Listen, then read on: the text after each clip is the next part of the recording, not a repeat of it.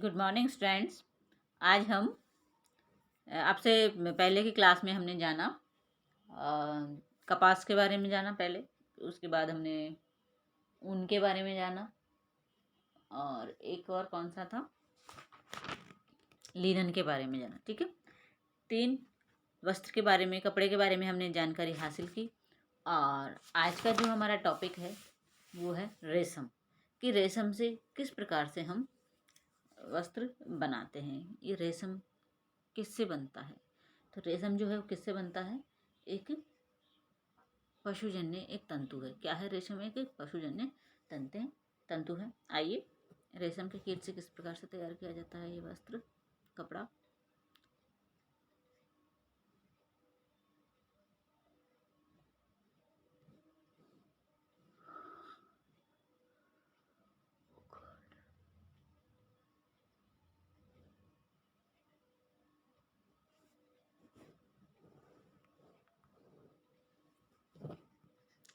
देखिए, ऊनी वस्त्रों के बारे में हम पढ़ चुके, इसकी उपयोगिता। अब देखिए रेशम के बारे में जानेंगे।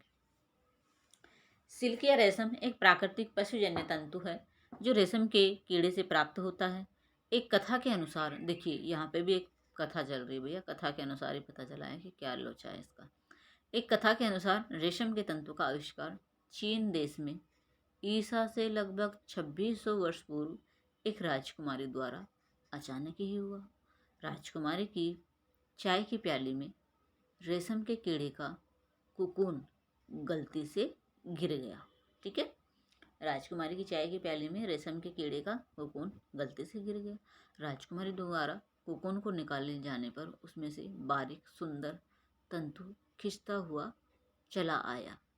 इन तंतुओं को एकत्र करके इन्हें बुनकर सुंदर कपड़े तैयार किया गया। सॉरी, कुकून को निकाला, हाँ, इन्हें बुनकर सुंदर कपड़ा तैयार किया गया। इसी तंतु को रेशम या सिल्क का नाम दिया गया। कई शताब्दियों तक रेशम का उत्पादन का रहस्य चीन तक ही सीमित रहा। धीरे धीरे यह रहस्य चीन से बाहर आया और अन्य देशों जैसे Japan, Bharat, Italy, Spain, France व यूरोपीय देशों में रेशम का उत्पादन होने लगा। जापान ने आधुनिक वैज्ञानिक विधि द्वारा रेशम के वस्त्रों का निर्माण होता है। अब ये तो थी हमारा एक इतिहास रेशम का, कि किस प्रकार से इसका स्टार्टिंग हुई, किस प्रकार से इसका वस्त्र बनना शुरू हुआ, क्या इसकी शुरुआत है। ऐसा माना जाता है, एक कथा में ऐसा बताया गया है कि कोई राजकुमारी थी जो चीन की थी। वो चाय पी रही थी, चाय पीते समय प्याली में रेशम के कीड़े का कोकून गलती से गिर जाता है और जब उसे निकाला जाता है तो एक सुंदर रेशा उसमें से निकलता है। तो हो सकता है ये कहानी सत्य भी हो और असत्य भी हो।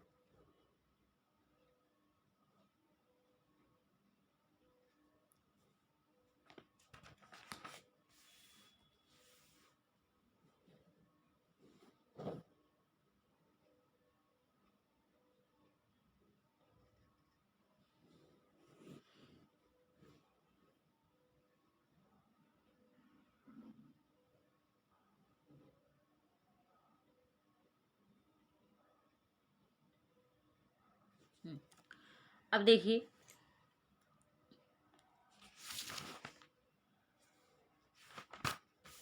रेशम के उत्पादन के लिए रेशम के कीड़ों को शहतूत के पेड़ पर पाला जाता है। ठीक है, रेशम का कीड़ा किस पर पलता है?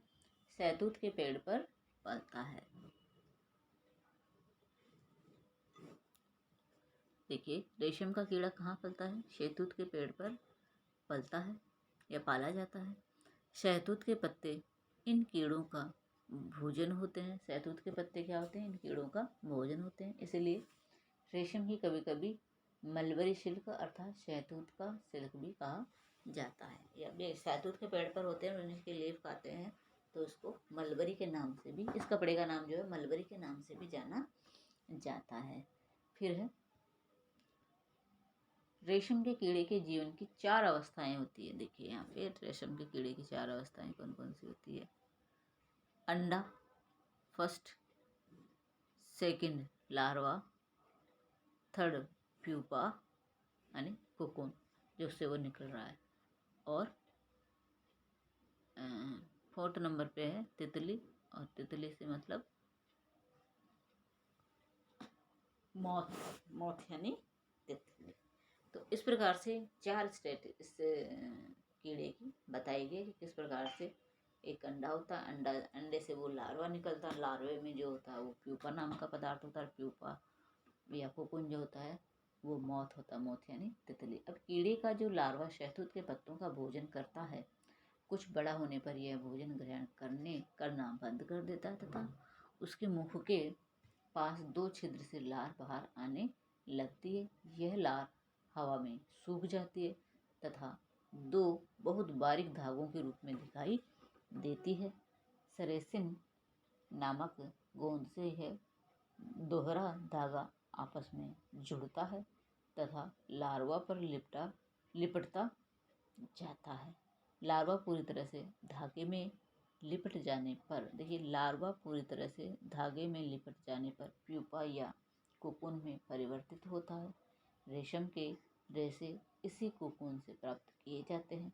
कोकून इकट्ठा करके इन्हें खुलते पानी में कुछ देर रखा जाता है ताकि गोंद ढीली हो जाए तथा तंतु आसानी से बाहर आ जाए। गर्म पानी से कोकून के अंदर का लार्वा भी मर जाता है। तंतु को खोलकर रील पर सफाई से लपेटा जाता है तथा आवश्यकता अनुसार बहुत से तंतुओं को एक साथ बटकर धागे तैयार किए जाते हैं जिनसे रेशम का कपड़ा तैयार होता है। अब रेशम के जो कपड़े होते हैं उनके रेशे की गुण या विशेषताएं।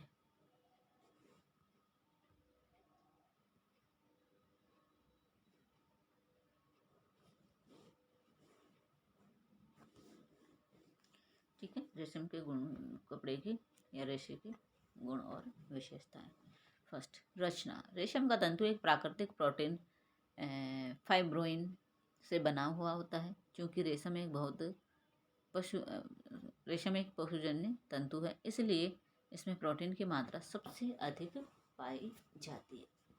और यहाँ पे जो जंतु से जो भी चीज़ें प्राप्त हो रही है उसमें सबसे ज़्यादा प्रोटीन पाया जाता है, क्योंकि ये एक पशु से, एक जंतु से प्राप्त होता है। इसकी लंबाई सभी प्राकृतिक तंतुओं में से रेशम के तंतु सबसे लंबे होते हैं। देखिए यहाँ पे कपास की लंबाई 1.6 यानी 1 से लेके 6 सेमी तक होती है। उसके बाद जो हमने पढ़ा दूसरा, ऊन की लंबाई होती है 1 से 15 सेंटीमीटर होती है। अब इसकी लंबाई इसमें कुछ बताई नहीं है, लेकिन कई 100 फीट तक हो सकती है लंबाई, कई 100 फीट तक हो सकती है, काफ़ी लंबी हो सकती है। चमक, रेशम की अपनी ही प्राकृतिक चमक रहती है। यही कारण है कि रेशम को वस्त्रों की रानी कहा जाता है। मजबूती, रेशम का तंतु सभी प्राकृतिक तंतुओं की अपेक्षा सबसे अधिक मजबूत होता है। हालांकि गीला होने पर इनकी शक्ति में कमी आती है, परंतु सूखने पर ये पुनः शक्ति प्राप्त कर लेते हैं। लचीलापन, रेशम के तंतुओं में बहुत अधिक लचीलापन होता है, जिसके कारण खींचने पर यह बिना टूटे अपनी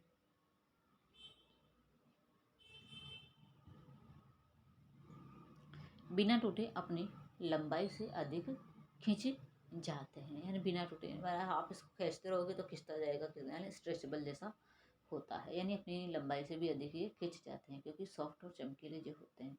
फिर अवशोषकता, रेशम के तंतु नमी सोख सकते हैं परंतु जल्दी छोड़ते नहीं हैं। फिर है ताप सहने की क्षमता। क्या? ताप सहने की क्षमता। रेशम के तंतु बहुत कोमल होने के कारण अधिक ताप नहीं सह सकते। अधिक ताप यह रेशम के तंतु नष्ट होने लगते हैं, इसलिए रेशम के वस्त्रों पर हल्की प्रेस करनी ही चाहिए। ये तो हो गए हमारे एक भौतिक गुण इसके। अब रासायनिक गुण। जीवाणुओं का प्रभाव, अधिक समय तक नमी वाली जगह पर रहने से रेशम के वस्त्रों पर फफूंदी लगने का डर रहता है। रेशम के वस्त्रों पर कीड़ों का प्रभाव भी पड़ सकता है। सूर्य की किरणों का प्रभाव, रेशमी वस्त्रों पर सूर्य की किरणों का हानिकारक प्रभाव पड़ता है। रेशमी वस्त्रों को अधिक समय तक धूप में सुखाने से उनके रेशे कमजोर हो जाते हैं। फिर है क्षार का प्रभाव। क्षार का रेशम के तंतुओं पर हानिकारक प्रभाव पड़ता है, इसलिए रेशम के वस्त्रों को क्षार युक्त साबुन से नहीं धोना चाहिए। रेशमी वस्त्रों से दाग धब्बे छुड़ाने के लिए अमोनिया तथा सुहागे का प्रयोग किया जा सकता है। रेशमी वस्त्र धोने के लिए केवल हल्के सोडे वाले साबुन का प्रयोग करना चाहिए, अन्यथा इनकी चमक फीकी पड़ जाती है। अब है अम्ल का प्रभाव। रेशमी वस्त्रों पर अम्ल का हानिकारक प्रभाव पड़ता है। अम्ल के कम तीव्र घोल से रेशमी वस्त्र सिकुड़ जाते हैं और इनकी चमक भी नष्ट हो जाती है। हल्के अम्ल जैसे सिरका रेशम के तंतु पर कोई प्रतिकूल प्रभाव नहीं डालता है, बल्कि इससे रेशम के वस्त्रों में अतिरिक्त चमक आ जाती है। अब है रेशों की वस्त्रों के लिए उपयोगिता। रेशम सुंदर, आकर्षक, कोमल, महंगा वस्त्र है, इसलिए विशेष अवसरों के लिए उपयुक्त है। इसलिए रेशम को वस्त्रों की रानी कहा जाता है। ताप का कुचालक होने के कारण रेशमी वस्त्रों को सर्दी में अधिक प्रयोग किया जाता है। ठीक है, अब ये तो थी इसकी उपयोगिता। अब हम आगे इनके बारे में देखते हैं नेक्स्ट पेज पर।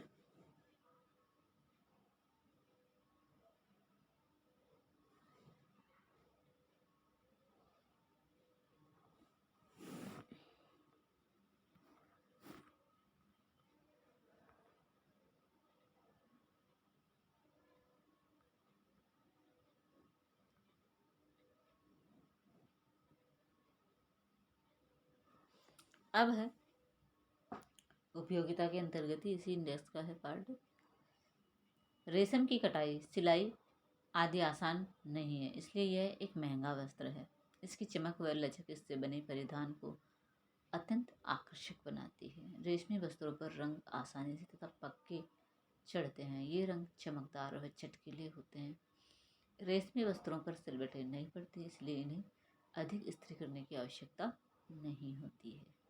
रेशमी वस्त्र पसीना, क्षारयुक्त साबुन, घर्षण आदि से जल्दी खराब हो जाते हैं, इसलिए ये घरेलू उपयोग के वस्त्र बनाने के लिए उपयुक्त नहीं है। इन वस्त्रों को रोज नहीं पहना जा सकता है। साधारणतः शुष्क धुलाई विधि द्वारा ही इन्हें साफ किया जा सकता है। अब शुष्क धुलाई क्या होती है? शुष्क धुलाई का मतलब होता है कि हम इसकी बाहर ड्राई क्लीन ही करवा सकते हैं। ड्राई क्लीन से ही हमारे ये कपड़े अच्छा हो सकता है।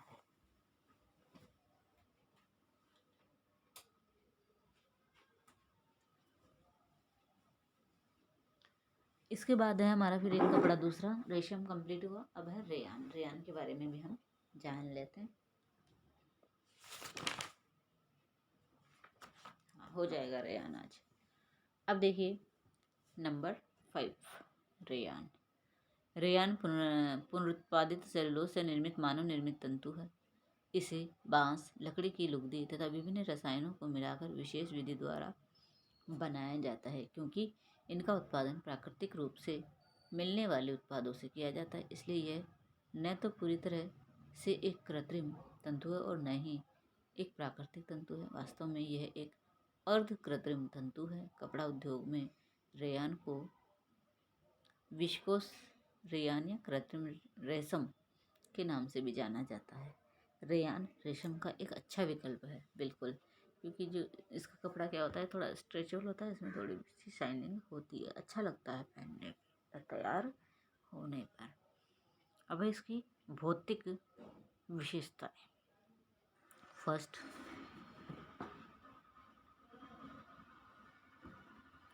रेयान में प्राकृतिक तंतुओं के लगभग सभी गुण पाए जाते हैं। मिश्रित तंतु बनाने के लिए रेयान सभी तंतुओं के साथ मिलाया जा सकता है। रेयान में सूत की अपेक्षा नमी सूखने की अधिक क्षमता होती है और रेयान कम मजबूत तंतु है। गीले होने पर यह और भी कमजोर पड़ जाते हैं। इनमें प्रतिस्कंदता के गुण के कारण सिलवटें नहीं पड़ती है। नेक्स्ट है, रेयान को आसानी से मन चाहे रंगों में रंगा जा सकता है। फिर है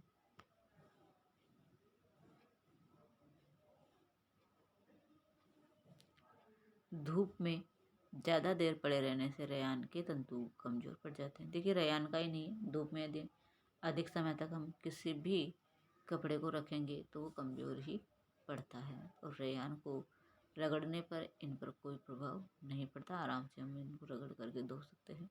सिल्क में जैसे पड़ता है प्रभाव कि हम उसे ज़्यादा नहीं रगड़ सकते, ईजीली धोना पड़ता है, ईजी में धोते हैं, या फिर हम ड्राई क्लीन करवाते हैं, कम पहनते हैं क्योंकि वो कपड़ा कॉस्टली भी होता है। रेयान में कपास की अपेक्षा कम ताप सहने की क्षमता होती है, इसलिए इसे कम गर्म इस्त्री द्वारा प्रेस करना चाहिए।